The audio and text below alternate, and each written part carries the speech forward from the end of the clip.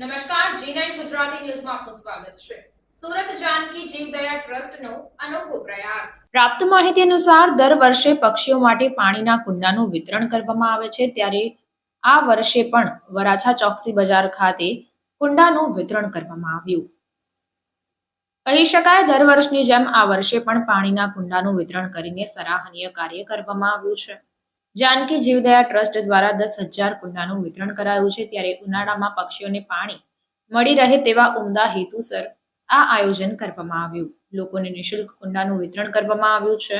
લોકો વ્યવસ્થિત જગ્યા પર કુંડામાં પાણી ભરે, જેનાથી પક્ષીઓને ગરમીથી બચાવી શકાય તેવી અપીલ પણ કરવામાં આવી। અનિલભાઈ ચમારડી કઈ જગ્યાએ શું કાર્યક્રમ? છેલ્લા 15 વર્ષથી જાનકી જીવદયા અને અમારી ટીમ દર ઉનાળામાં જે ફ્રી ઓફ કુંડા વિતરણનું આયોજન કરે છે તે આજે મિની બજારમાં ચોકસી માર્કેટ ખાતે કરવામાં આવે છે। દર વર્ષે કેટલા કુંડાનું વિતરણ કરો છો અને લોકોને શું સંદેશો આપો? દર વર્ષે અમે 10,000થી વધારે કુંડાઓનું વિતરણ પૂરા સુરત શહેરમાં અલગ અલગ વિસ્તારમાં કરીએ છીએ।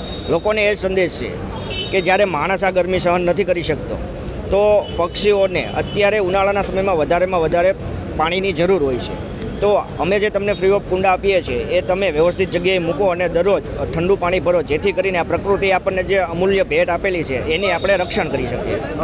ખાસ કરીને ઉનાળામાં પક્ષીઓને કેવી તકલીફ હોય છે, ત્યારે તમારા ટ્રસ્ટ દ્વારા કેવી કામગીરી કરવામાં આવે?